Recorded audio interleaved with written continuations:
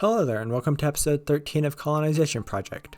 Right now we are unlocking a few extra tech nodes because we have a bit of extra science to spend on tech nodes, because that's really the only thing you can do with science. I mean there are strategies you can do to make science do other things, but that's not what we want to do right now, so we just unlocked a few extra tech nodes. And now we are sending, I believe this is Deimos off to Duna. Deimos. That's how you pronounce it. This is going to be our Ike orbiter, which will orbit Ike, and we are sending it off to Duna. Because we launched it in the last episode, I believe, but the transfer window was a bit later than that, so... Oh wait, no, this is not Deimos, this is Phobos. Phobos is going to orbit Duna. So this is our Duna orbiter. We launched this in the last episode, but then the transfer window we didn't have a transfer window at that time, so we just left it in orbit, and we're now just sending it off to Duna. But now we are launching, I believe this is, I forget which one this is. It's either the Phobos. No, we just sent Phobos. It's either Deimos or the Marineris lander. It's one of these. I'll see what it is once the fairing deploys, because I recorded this so long ago. Because I still need to get through a bunch of footage. I need to edit it all, and yeah, there's a lot of extra footage I need to get through. But the fairings have deployed, and it is in fact Deimos. This is what is going to orbit Ike, and that's about it. That's about all it's going to do. It's not going to land on Ike. It could land on Ike. It has enough delta V to do that, but we have an Ike lander that actually has equipment suited for Ike, and it needs to stay in orbit so it can scan the surface. Now we are trying to get it to Duna, because we just got it into its parking orbit. So now we're just trying to get it to Duna, and that's about all we're doing. Phobos and Deimos are almost exactly identical to each other because they don't really need any difference. I mean, one's just going to scan a planet, the other one's just going to scan a planet. They don't really need anything different besides the name. And I'm calling everything in this Duna transfer window, all the probes that we're sending out there. They're all named after various features of Mars or its moons. Phobos and Deimos are the two things that orbit Mars. Natural things that orbit Mars. They're the moons of Mars. And the orbiters are going to orbit Duna and Ike, which are the in-game counterpart, which is the in-game counterpart to Mars. What we're launching here is the Duna lander, which is called Olympus. It's called Olympus because the big volcano on Mars is called Olympus Mons. I don't know what that means. It's probably some Latin term. Probably means big mountain or something like that. But we are launching the Duna lander right now.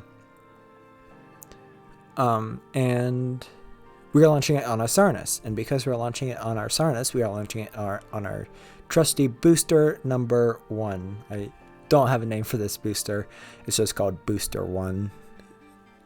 But we don't want to destroy Booster 1, so we are recovering it once again, as we have been ever since we launched this first in episode 6, I believe.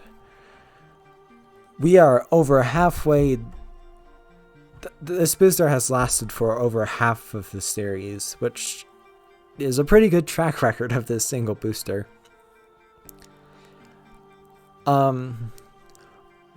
You can see I did plot it out, so it's on a very high energy course to Duna, so it's actually going to arrive days before everything else does, because we are sending it out a bit further out than Duna's orbit, and that means it's going to get to Duna faster. So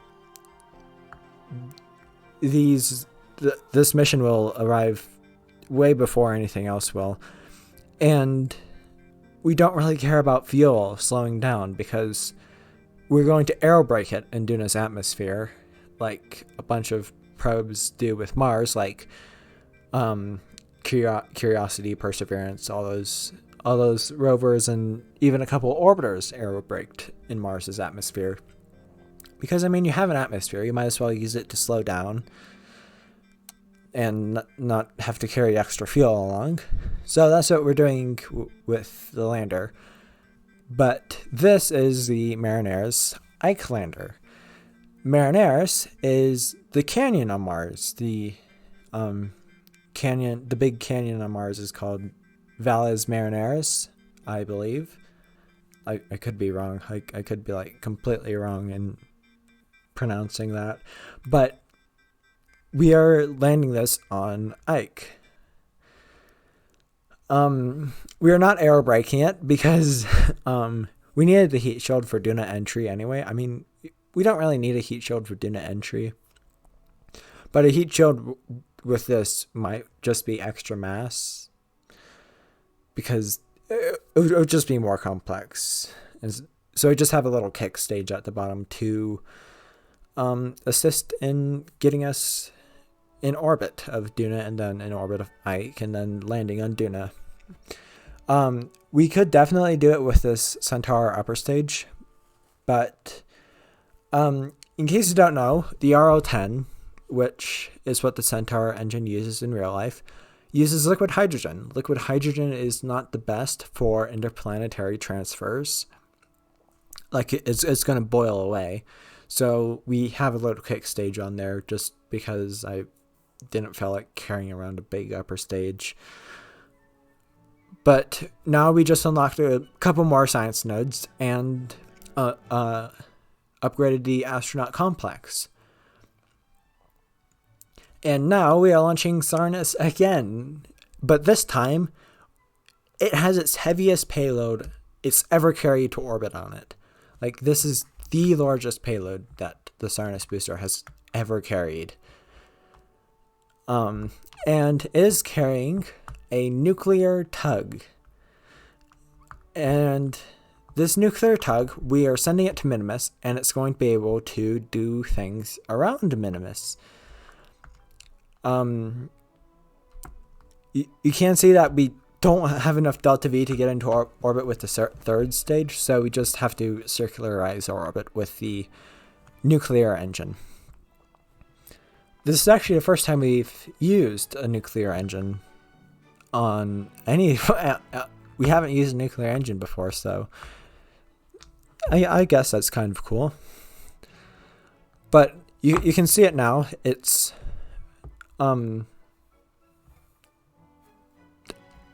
yeah, it's exactly what it is. It's a nuclear tug.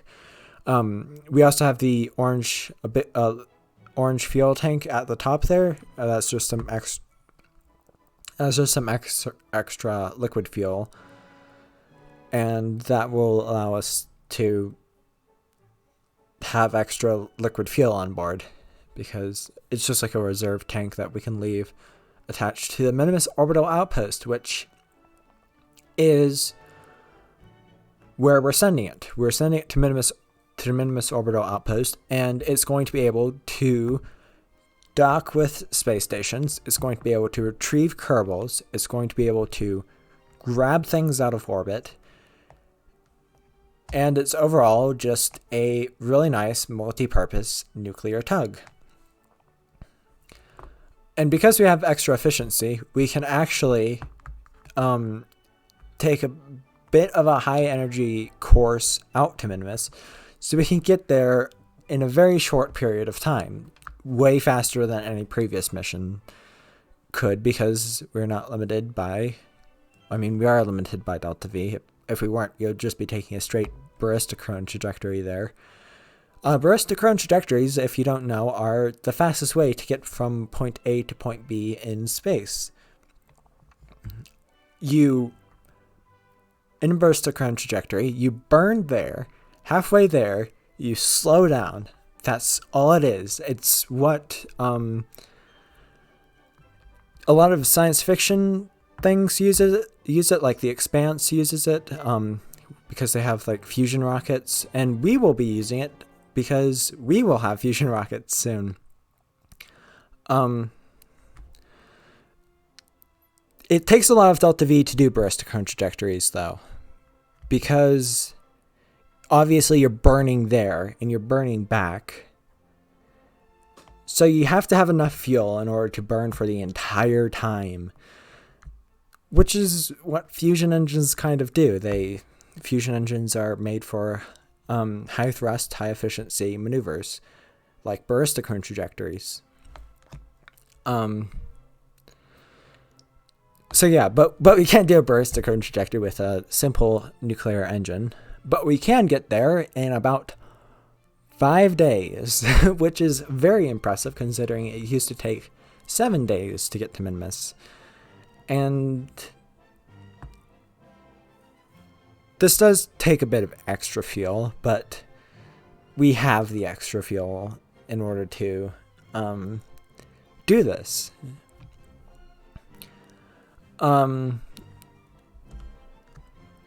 You can see it does take a bit of extra delta V to slow down, but once again, we have a bit extra propellant, so we can use that extra propellant to get there faster and not put as much strain on life support as we would without.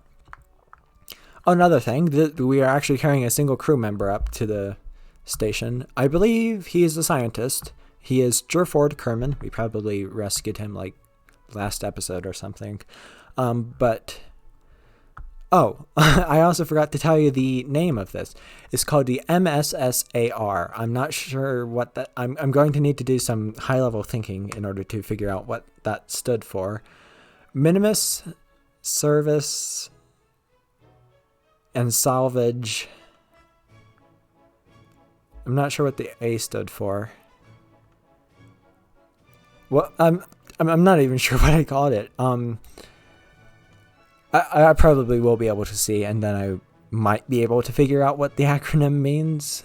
But it's Minmus something. I don't know. But we are docking this to the sort of industrial port.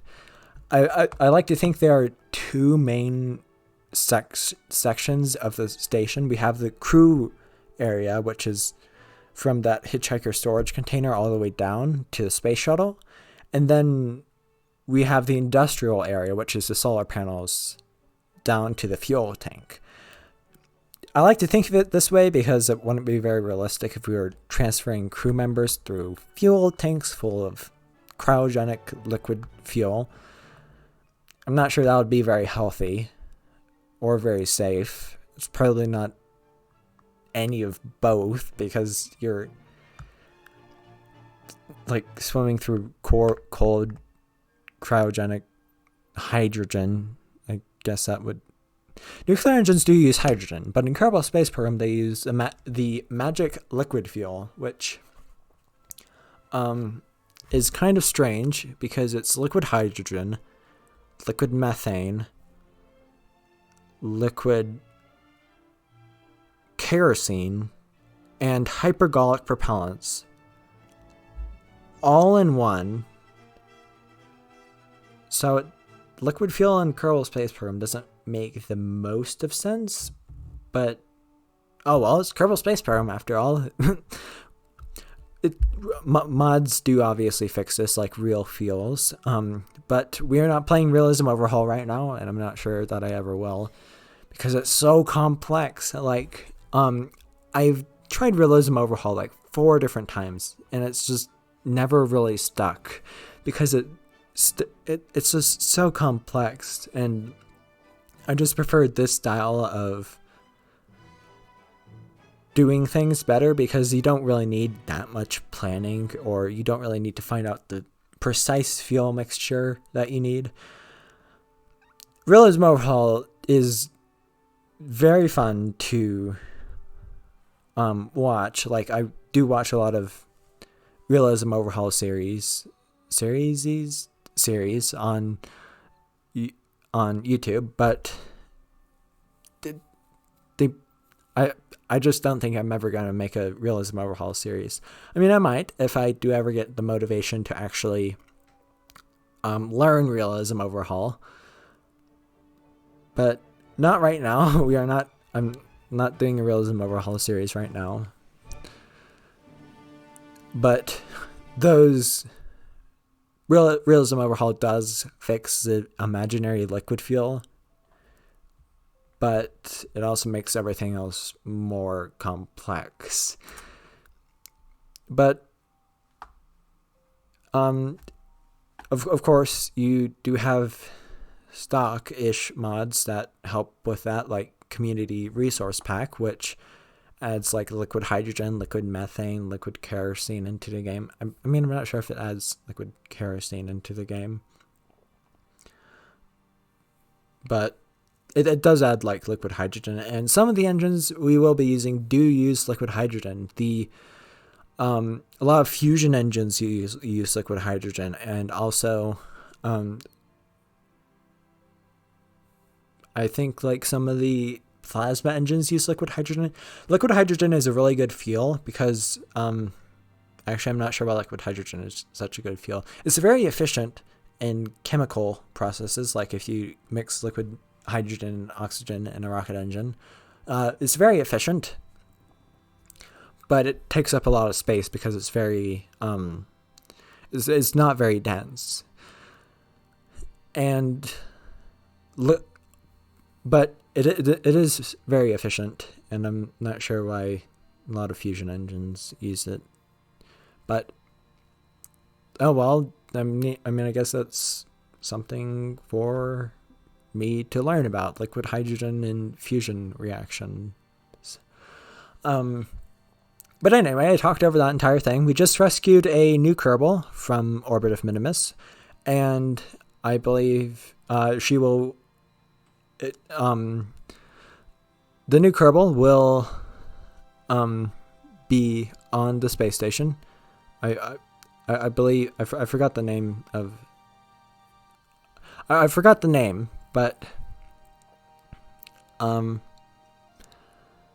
she will be on the station for the next I don't know how long. And I believe the rescued Kerbal was I think the rescued Kerbal was a woman, but I'm not sure. Oh, you can see we have upgraded the Sarnis a bit. It now has explosive staging. I think that's unintentional, because we have ullage motors on it now. But anyways, we rescued a Kerbal, and then we grabbed a docking adapter thing out of orbit of Minmus, and it's now on the space shuttle. So when the space shuttle returns home, it will also return home, and completing the contract. Our next launch is the Sarnis mission, and it is carrying a space telescope up into orbit. The space telescope is called Traveler, and you may be wondering why I called it the Traveler. Well, in real life, the telescope that we're using right now is based off the space telescope in game is called the Sentinel, which is a reference to the real life Sentinel telescope that was supposed to go up, but it got canceled. And I've been playing a lot of No Man's Sky, and in the game, you have these sentinels. They're like the little space police that patrol planets. And I was like, what's the opposite of a sentinel in No Man's Sky? And that would be the traveler, which is what the player is. Well, from it, if you choose it to be. But that's basically why I call it the Traveler Space Telescope. And I think a lot of the asteroid missions are going to be references to No Man's Sky, I believe. Because, like, I think having like a naming theme is always nice in missions. Like the Duna missions were all features of Mars. The asteroid missions are like all references to like No Man's Sky or something. But I'm gonna have to be creative if I want to do anything else with naming themes. But now we are launching a Starship. Oh, I actually forgot to mention, the Space Telescope is using a new form of propulsion. I mean, it's not new, it's just actually working this time. We're using ion propulsion on the Space Telescope just so it can have a lot of extra delta V for minimum weight. And ion engines are really good for small probes around close to the sun, like Moho or Eve. Out further, they're not really as effective because you don't get as much solar power, and unless you want to slap a bunch of RTGs onto it, it's not really very effective.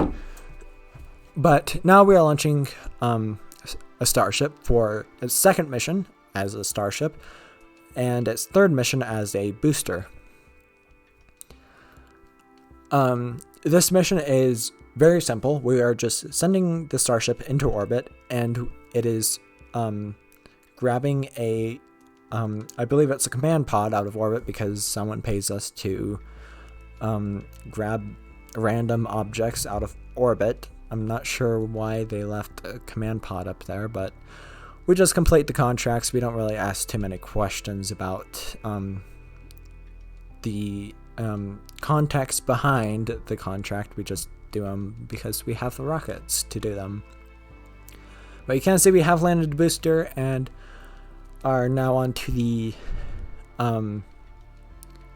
we're now back to the main mission, which is once again grabbing that command capsule out of orbit and returning it back to Kerbin. You can see we aren't using very much fuel by doing this. And by not using very much fuel, we have a lot of extra fuel, and that means we have a lot of extra weight. So we don't actually have enough thrust to weight ratio to land at this time. However, I did attach a drain valve to the Starship, and drain valves yeet out fuel from your tanks very inefficiently, but they yeet out fuel from your tanks, which is very helpful in what we're trying to do, which is get enough thrust to weight ratio to land. So that's why we have the drain valve on there. You can barely see it. It's just like a 2 white pixels on the screen right next to the black raceway. It's like right next to it, but you can't see it right now because it's covered in the plasma. It's like right above the solar panels, and sort of it's on the left side, but you might be able to see it. Yeah, it's right there. The little action bar is pointing to it. I'm not sure why I spent that much time talking about where the drain valve was when that really doesn't mean anything. Like the drain valve just exists.